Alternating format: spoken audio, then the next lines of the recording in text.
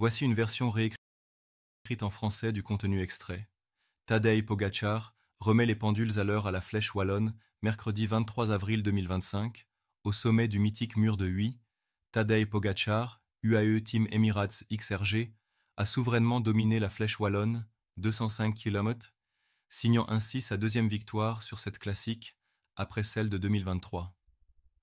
Revanchard, après sa deuxième place à l'Amstel Gold Race, le week-end précédent, le Slovène a placé son attaque décisive à 400 mètres de l'arrivée dans le virage Claudie Criquielion, en plein cœur d'un déluge, creusant un écart suffisant pour devancer Kevin Vauquelin, Arkea BNB Hotels, de 10 sec, et Tom Pidcock, Q36.5 Pro Cycling, de 12 sec.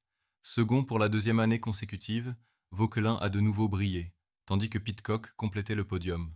Le parcours fut rythmé par une échappée de 5 coureurs, Simon Guglielmi, Artem Schmidt, Ceriel Dessal, Tom Paco et Sibe de Weert, dont la formation n'a jamais pris plus de 2 minutes d'avance, sous le contrôle du peloton mené par UAE Team Emirates XRG.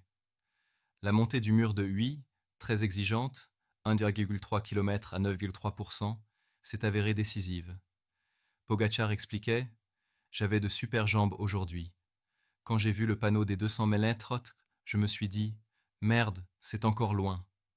Ce kilomètre est vraiment l'un des plus durs dans le cyclisme. La météo déplorable, avec pluie froide et glissante, a provoqué des chutes, notamment celle de Matthias Skjelmose, Lidl Trek, dans la descente de la côte de Chérouve, l'obligeant à abandonner.